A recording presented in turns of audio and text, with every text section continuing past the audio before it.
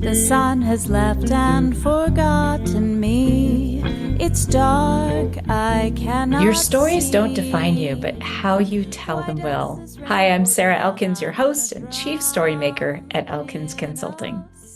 Whether you're sharing a personal story or a business story, the way you share what happens to you matters.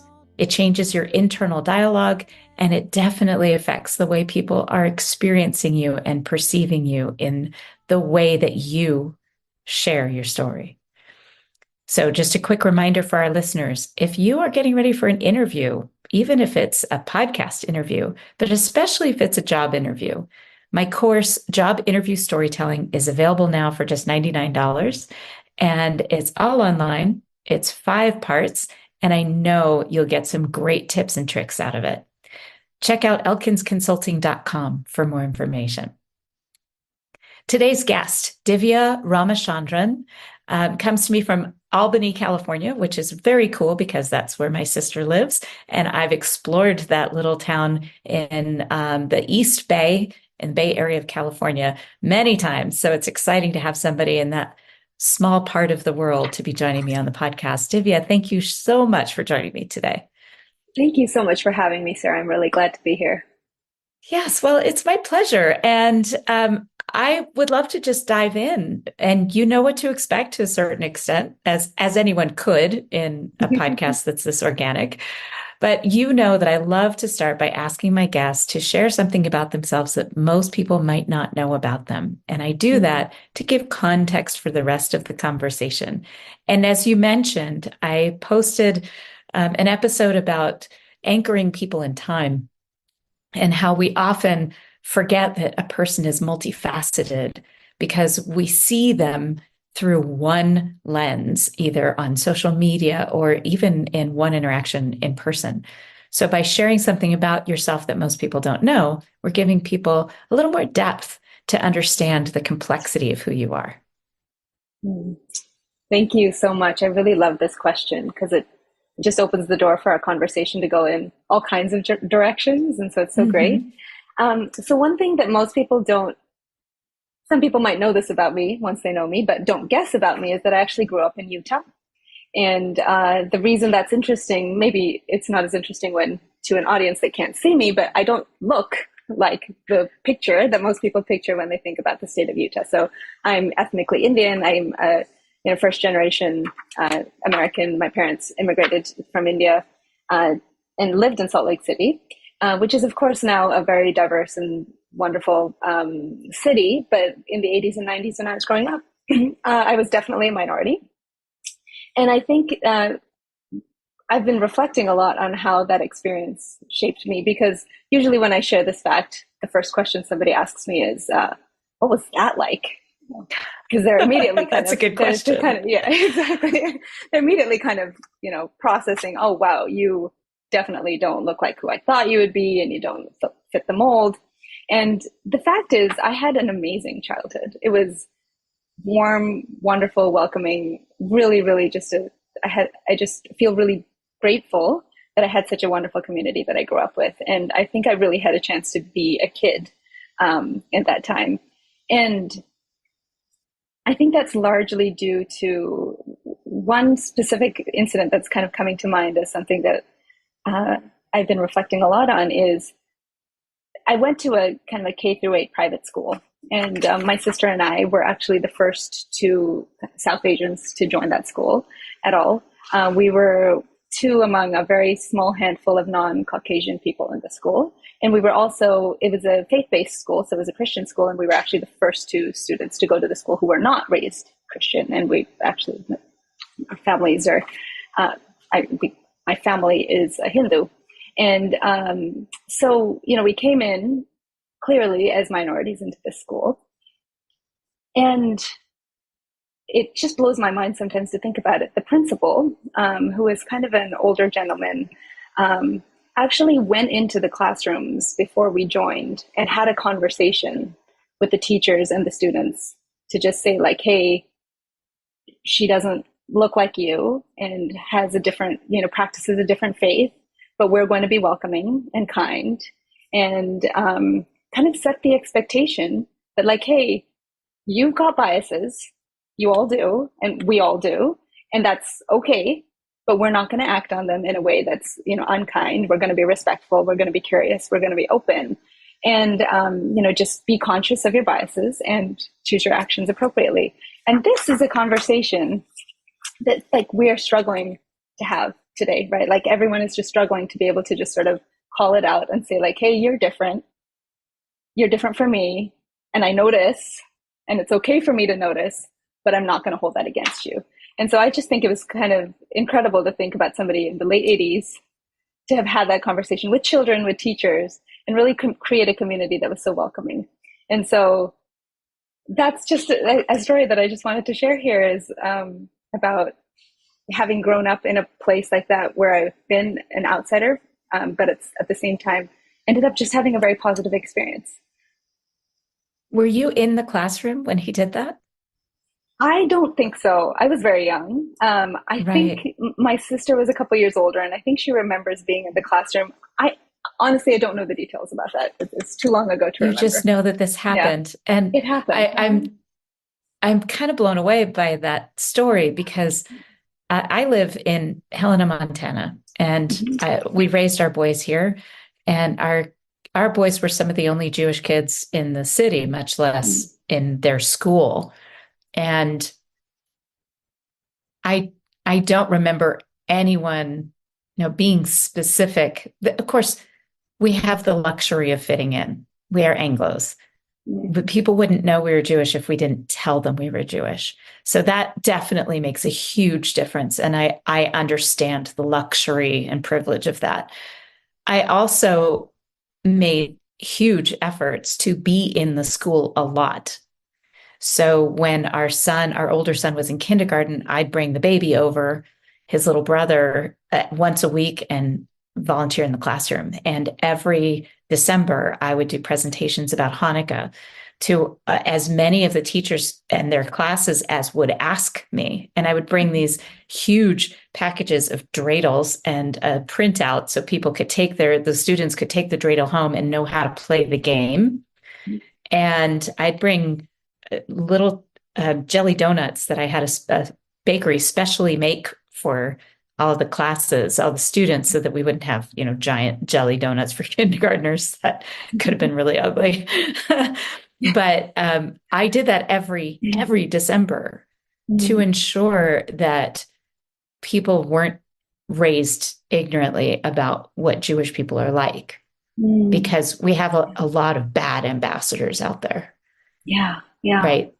Just every culture, every religion, every ethnicity has bad ambassadors out there that leave a really bad impression for all of us. And that was the key for me. And you had this principal who understood intensely and intuitively, it sounds like, and intentionally what that could mean for all the other students to have access to relationships with people who didn't look like them. Yeah. It's incredible. I mean, I think, it's amazing the work that you put in that work for your boys, right? But it was on you. The onus was still on you. Exactly. And the school didn't do it. I mean, some of the teachers might have said something about Hanukkah, but they didn't know enough. They weren't exposed enough to it to know. So it did fall to me. And I'm okay with that, because the teachers invited me. They welcomed me into the classroom. And every year more teachers would say, "Oh, I heard you did this great job last year. Can you do that for my students too?" And so the last year that I did it, when my boys were in high school, I gave the presentation to over 240 students that year. Oh, wow. In high school and elementary school. The middle schools, for some reason, I was never invited to those classrooms. But I'm just so touched by your experience. And I'm curious, listeners, if you're hearing this story, do you have a similar experience? Do you have a positive experience from growing up as a minority in a largely different cultural city where you were raised. What was your experience with it? Do you have those positive mental images of people welcoming you? Because I don't hear that story enough. Yeah, yeah. And I feel so grateful to be able to say that because I know that I have peers that I grew up with, that were also from the Indian community that did not have this kind of experience, and it wasn't the norm. So I do Right. know that this was kind of something that I'm really grateful for. Unusual. I love that story so much. And I know at the beginning of our conversation, you mentioned that you are finding ways to better understand how the past, your experience like that, is informing the work you're doing now. You mentioned that you're kind of taking inventory and looking back at that time to see it more clearly about how those experiences affect your work. So I'd love to know a specific experience that you had recently where you were able to see that and embrace it and use it in your current work. Yeah, yeah, that's a great question. I have been taking inventory a lot because I think that's a huge part of the work that I'm doing and the work that I'm helping my clients do as well, is just understanding what are some of those experiences, thoughts, beliefs that have really shaped us. Um, and I say us because I've got to do the work as much as they do. And so, an I'm so example of glad you that, said that. Yes. Hmm. yeah, an example of that, I'll just tell you an example of some work that I've done with a client recently.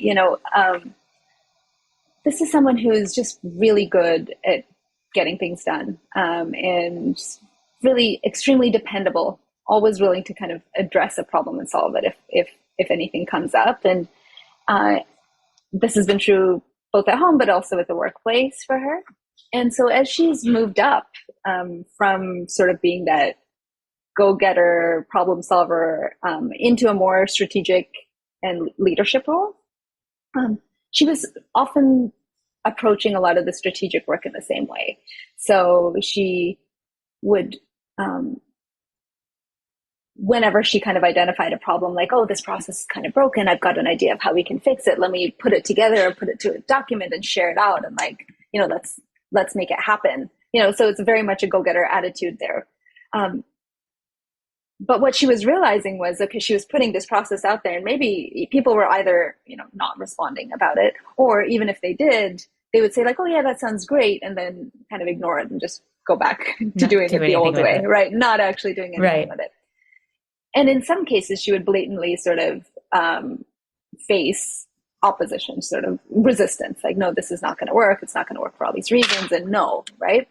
And so over time, she was just starting to get more and more frustrated because all these people were kind of standing in the way of her being able to get her work done, right? And so we were working through this together to understand, because a lot of self-doubt was coming up for her. Just kind of, well, this is what I've always believed was important. Like, you've just got to get things done and achieve and be efficient with all these things, and people are just standing in the way and they're playing politics or whatever it is, right? And it just feels like I can't see things from their perspective because I've got my own blinders on around how things should work, right? And so the work that I was doing with her was to help her realize that, hey, like, you're looking at this in a particularly narrow way, and also as a result of all this resistance, you're kind of taking that to mean something about yourself, right? Because we kind of talked through, like, what are you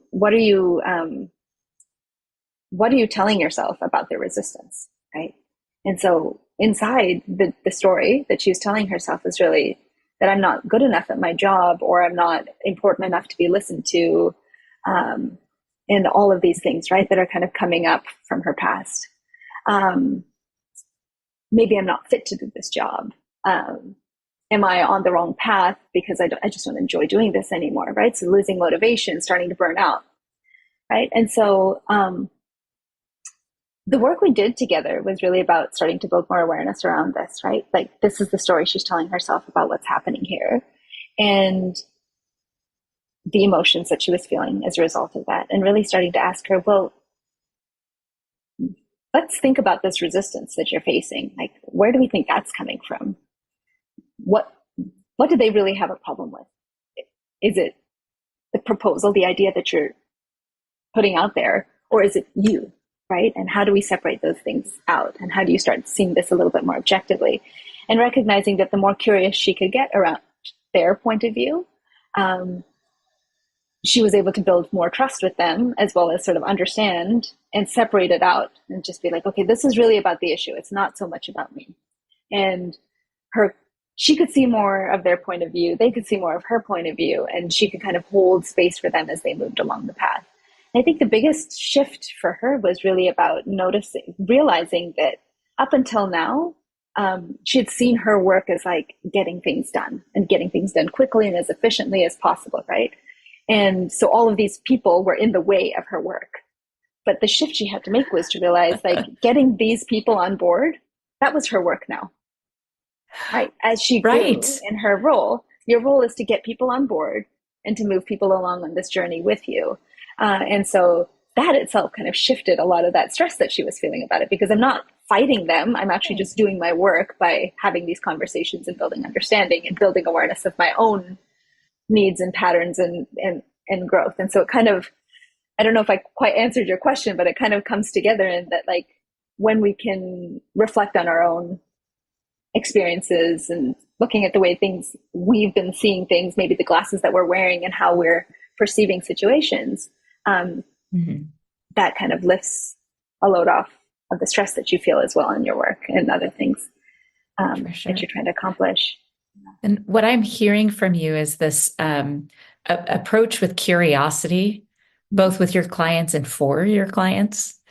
And it sounds to me like this is part of how you're taking inventory in your own life, is that curiosity approach of, why do I do this way, rather than just continuing to bang your head against a wall. And that story really resonated with me, because the shift from being an independent contributor to being a manager is hard for people who are achievers, like really hard, because they are so goal oriented, and their goals have to shift. As you said, it has to shift from being an individual contributor and getting shit done to being a manager, to be the resource that helps other people get that stuff done. Yeah. So it's a real shift in how you have to see your own goal setting. Your goals have to change. Right. The way you set goals has to change. The goals you set for yourself have to change. So when you think about your growing up and the inventory you've been taking, what was your aha moment in working with her? Because I know with every client that I get to that depth with, I learned something about me. I noticed years ago, one of my very first coaching clients, I sent him a coloring book, an adult coloring book, and colored pencils, because he needed to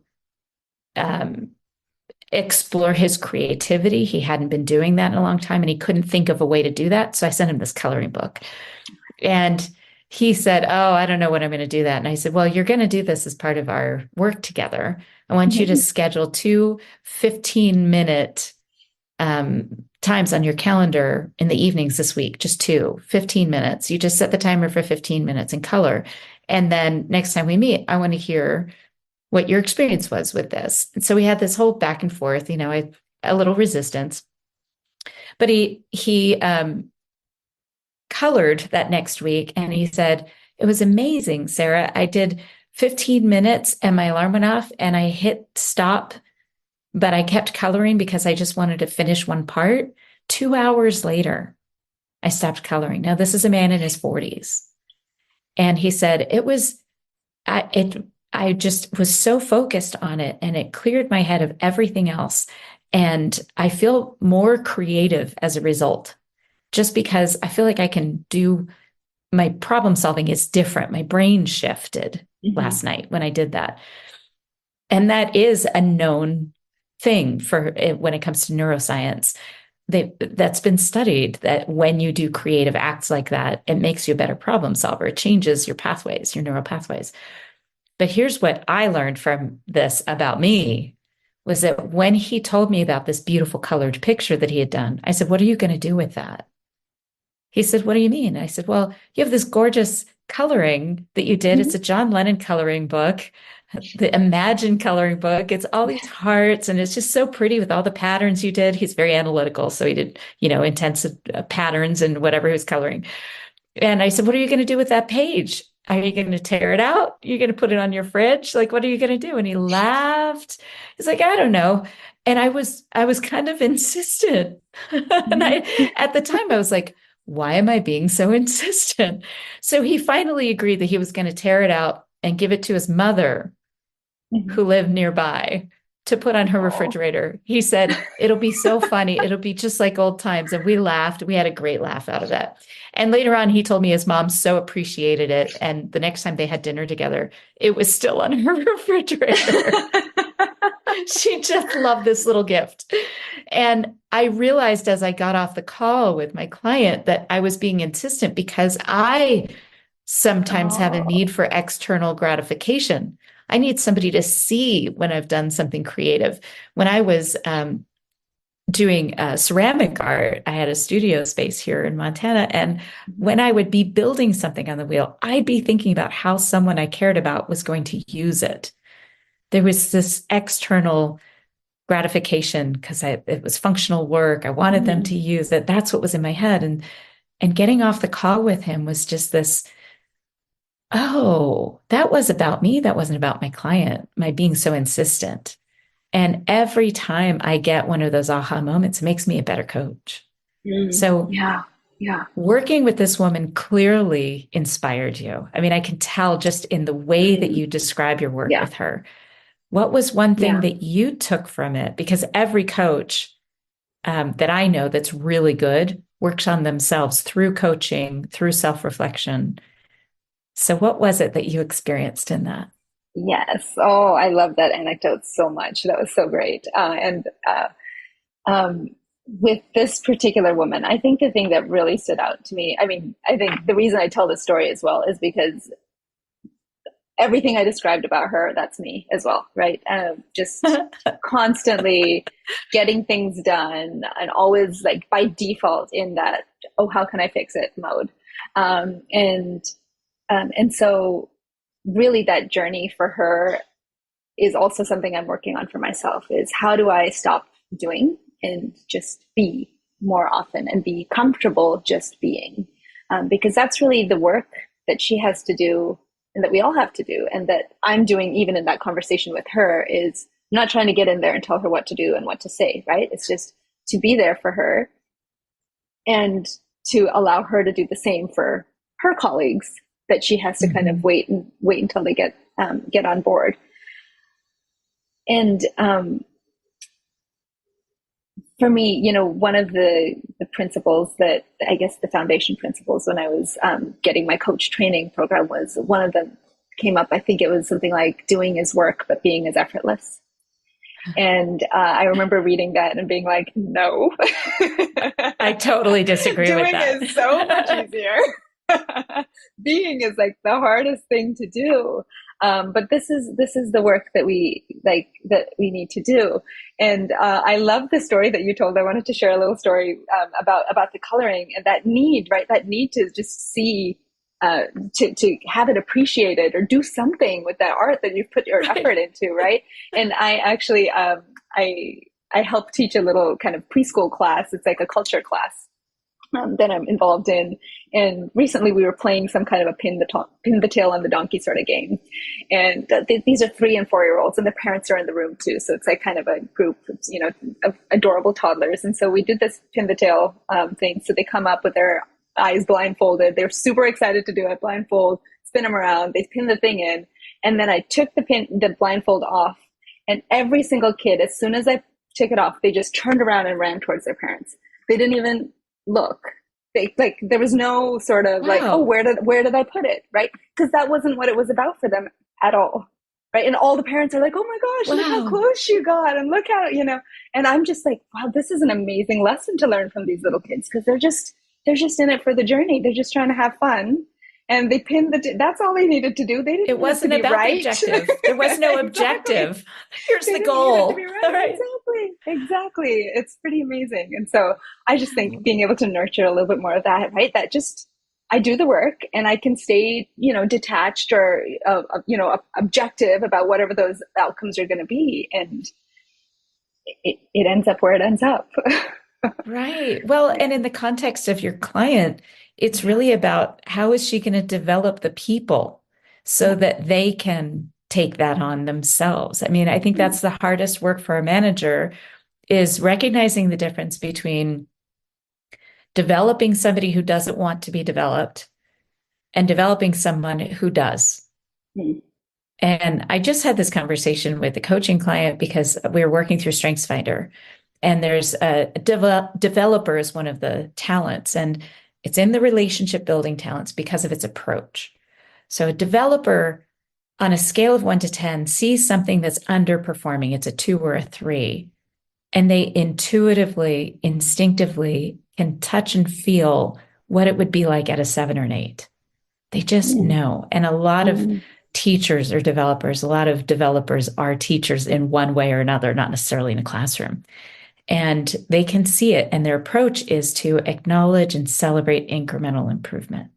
And in StrengthsFinder, you have the balcony and the basement of these talents. And you're in the balcony. When you see that potential, you can acknowledge it with the person, and the person agrees with that potential, and they're going to work toward it. You're in the basement of it when you see that potential and they don't share it, and you're continuing to put energy into it when they don't see the same potential, or they don't see it at all sometimes, or they don't want to. They're not in that place in their lives. So being able to discern that developer is such an important factor. So when you think about that for yourself, I know I've actually fired a client before because I saw their potential. They didn't see it. We were not speaking the same language. And I said, I'm going to refer you to a different coach because I don't think I'm the right person for you. When have you seen the potential in somebody and been able to embrace that? And on the second part of the question, has there been a time when you've had to cut that development and realize that this is not going to end well for either of us? Yeah.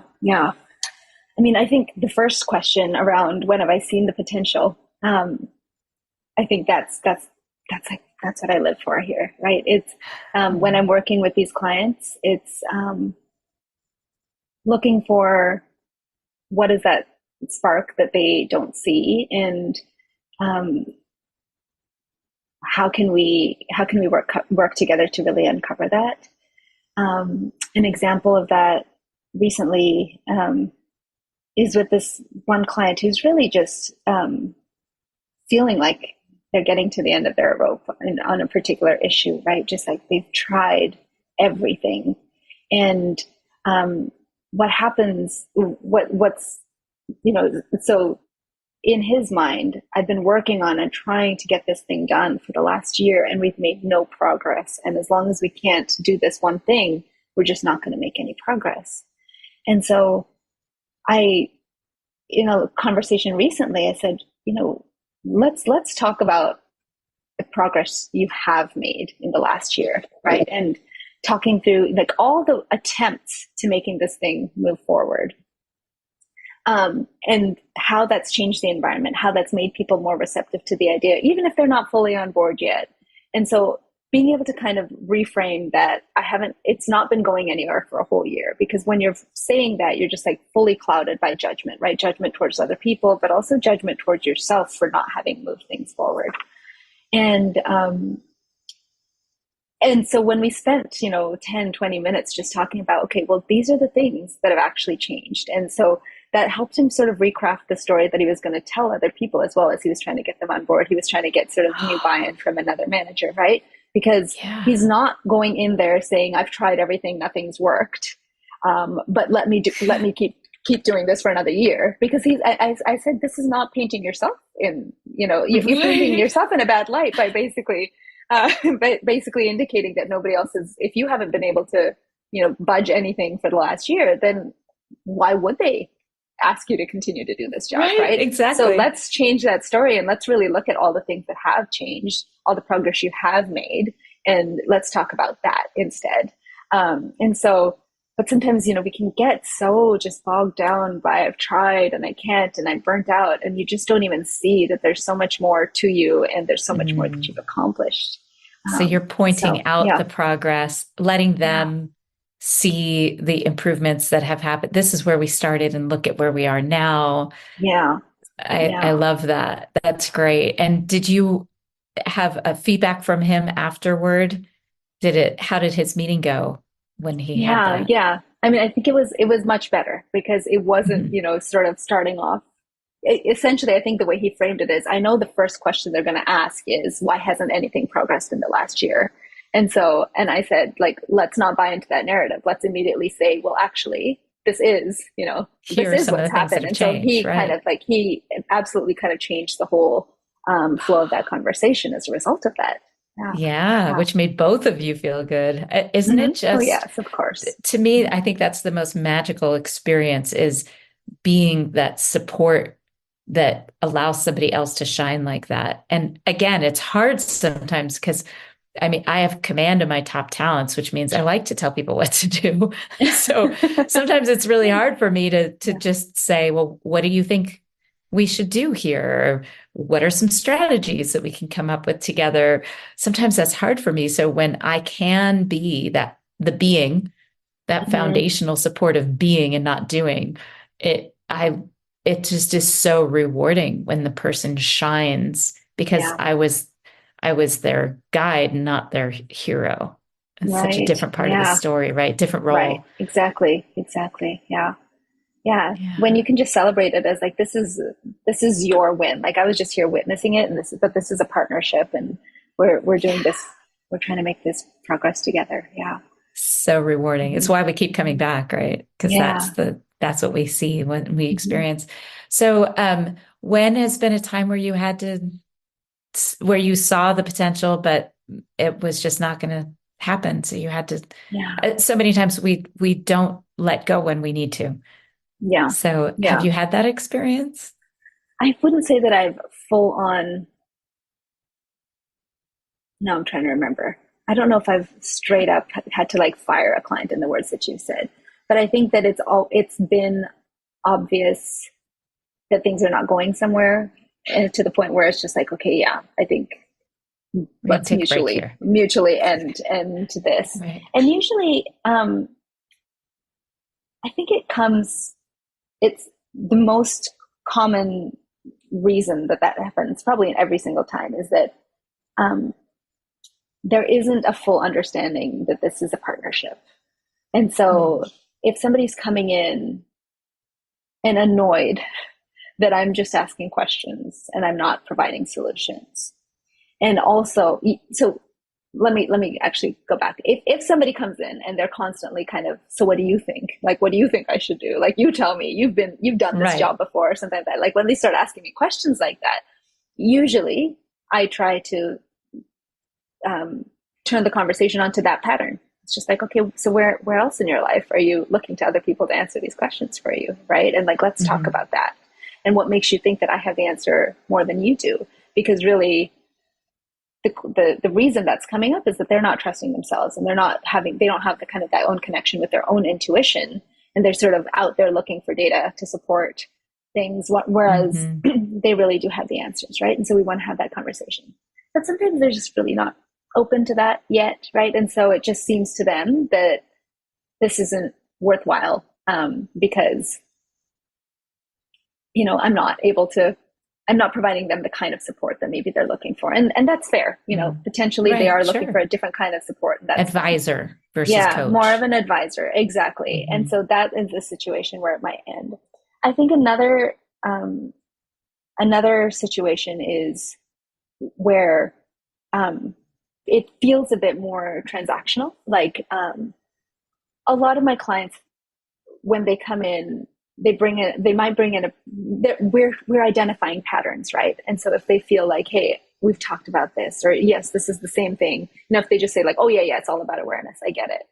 Like awareness. I got that. I've written that note already. Exactly. Right. I've already taken that note. You've already told me this thing, but not really realizing that practice of building awareness. It's like we need to get in to multiple situations and practice doing it for it to really be a thing, right? It's just like exercising any part of our body. You don't just like, do 10 crunches and now I'm set for life, right? It's not like that. It's like, we kind of need to be able to go back to some of these conversations and repeat them and try them on in a different way. And every time we do that, we're going to see something new. And so if they're not kind of fully bought into needing that to happen, the conversations start feeling very transactional. And then it sort of ends up being like, okay, we have a conversation of like, the last few sessions you've sort of shown up and not had something in particular to talk about, and, or they feel like they're running out of topics. And so that's just another indication that, maybe, it's time for this to close. Like maybe you've gotten what you need out of it for right now, and something will come up in the future. I'm seeing an idea floating, and correct me if I'm wrong, but you have somebody in your head that came back to you, that had that experience where you took a break and they came back and, okay, so now I'm ready, or now I remember when you said A or B, and I don't know if they came back to you to work with you, or they came back with you later to say, I just want you to know that our work together was meaningful, even if I didn't give you that indication before. And here's why, here's the impact you had on me. Have you had an experience like that where they came back? Yeah, especially, I have a weekly newsletter that I send out, and it's always really wonderful to hear back from clients that I don't work with anymore, to just be like, I still read these. I read them every week. This is so valuable for me. I think about, even just recently, I heard somebody say, I have this, one of the frameworks that we've talked about printed out, and I use it this morning. And, I think one of my trainers, it was, that mentioned the real work happens between sessions. And so we can have this conversation and maybe leave it, and they don't feel like they got much out of it. And maybe I feel like, oh, maybe that wasn't, they didn't really have a strong enough insight at the end. But I have this trust that when they need that insight to come up, it will. And maybe it has to be in context. It has to be in that moment when they're really, truly feeling something. But it does have an impact at some point, and it can only help. And so it's really amazing to sort of see when that suddenly pops up. I love that you said that the work is between the sessions, because I've had some that have felt like they fell a little flat, like they weren't what I thought they were going to be, or they just didn't, I left it feeling like, and then a week later I hear from them, oh my gosh, this just came up for me. I remembered what we said, and and it's such a relief. I wonder if our clients recognize that. I know when I do StrengthsFinder work with people, I always give them this heads up. It's going to be a couple months after, because I'll do a one-time 90-minute session just to get people comfortable with their strengths and get them starting to think about the tools they have and their blind spots and the kind of people and tools they need in their lives to make up those blind spots. And I'll tell them it'll be 2 or 3 months, and you'll be taking a hike or walking the dog or talking to your kid or talking to a colleague, when all of a sudden something that we talked about will pop into your head, and you'll say, that's what strategic looks like, or that's why achiever is in my top talents, or, oh my gosh, I remember my empathy is my observation tool, not my absorbing tool. And like, I always try to warn them, this is not going to just suddenly come clear to you after a 90-minute conversation, but you will have, over the course of the next 2 or 3 months, aha moments. So I love that you just said that. That's so meaningful to me, because it feels comforting to hear that. Right, exactly. I think that's just one of the best. It is absolutely the most comforting thing, to just come out of a session and just be like, it unfolded exactly as it needed to for that client in that moment. And Yeah, And just to have that trust, right? To be able to walk away from it, for to sure. know you pin the tail where it's got to be pinned and you're done, right? Like you can just move on from it. And, Yeah. and that's it. Oh, Yeah. I don't care how many people I coach, I still don't always walk away feeling that trust for myself and my work. I Yeah. still every once in a while have that question, was that the right moment? Even though I know in my heart Yeah. nothing happens by accident. These, Yeah. it happens for a reason. One of the experiences that I've had is growing up the way that I did in some form of privilege is that people anticipate that I was raised with wealth. And to the outside eye, I was because my father was bipolar. So we had nice things because he would go into debt to have this image. And I have to sometimes remind people that I didn't grow up like that in terms of having everything I wanted. In terms of like when I went to college, I was paying my own way. I didn't have any help. And I graduated at under 100 pounds. I weighed under 100 pounds when I graduated from college because I didn't have enough money to eat. And people are often surprised by that. Their assumptions about a white Jewish woman growing up in middle class America of what I might have experienced. So I take that with me when I work with somebody who has privilege and doesn't recognize it. And I think that's really an important aspect of the perspective I bring to other people. So when you think about what you bring as somebody who had this opposite experience of what people would expect growing up, looking so different from your peers in Utah, how do you bring that to people who have had different experiences that you can help them expand their vision of what is possible? Yeah. Such a great question. And so as much as the experience that I had was, of course, this, I wanted to highlight this conversation with that my principal had. And as much as the community was warm and nurturing, there was still a struggle of belonging that everyone has everywhere, right? Because whether we are kind of inherent, like straight up facing bias or bigotry, um, whether that's related to race or anything else or not, there's always this kind of, are these my people? Are they not my people? Do I fit in here? Do I not fit in here? And that's been sort of an ongoing, um, voice in my head since as far long ago as I can think of. And I imagine that's true for everyone else. And I've seen with my clients that that's true for everyone else, right? Absolutely. And so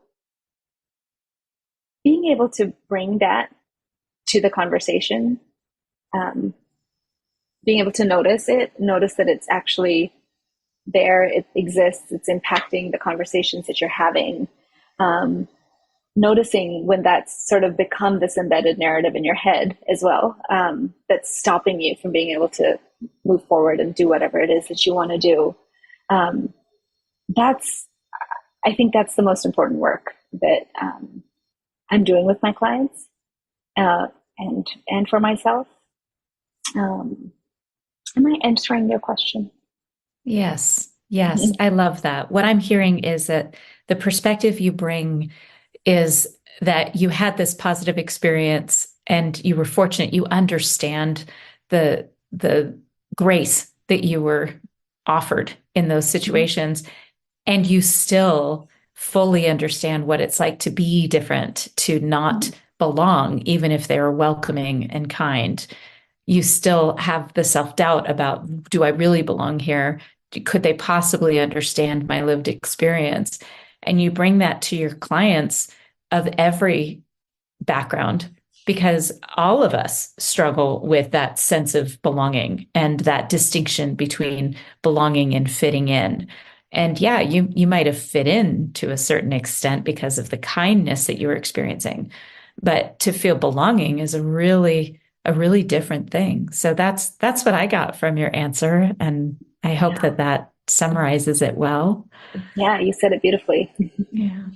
Wow. That's such an important aspect of our coaching is self-belonging. My friend Paul Howery writes a lot about self-belonging because Mm.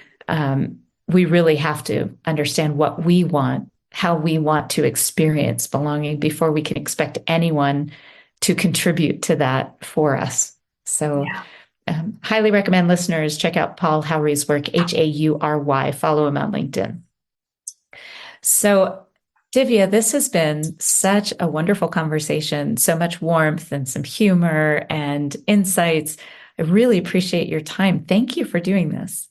Yes, thank you so much for having me. It's been such an insightful conversation as well for me, and I've really enjoyed being able to reflect on a lot of these things that honestly sometimes you don't have time, or even you don't even think to reflect on. So it's really been Right. amazing. Yeah. Well, thank you. I appreciate it and your vulnerability. And listeners, I have a question for you now. Have you worked with a coach? Have you really understood what the expectations are, what your expectations are? Have you ever worked with somebody that maybe you didn't quite jive with and then you just gave up instead of finding somebody else that might have served you better in that relationship? I'm so curious to hear about your experiences and whether you were looking for an advisor or a coach. Were you clear internally about what you needed in that moment? And are you being fair to the coach or therapist that you've been working with in terms of knowing that you're ready to develop and self-reflect and get to a different point in your life? Are you ready for change? Because change can be very scary. Listeners, I hope you will check out Divya Ramachandran's information. All of it will be in the show notes associated with this podcast episode at elkinsconsulting.com. I encourage you to connect with her, follow her, and continue to learn from her. Thank you. Smile, what's the use of crying? You'll find that life is still worthwhile if you just smile.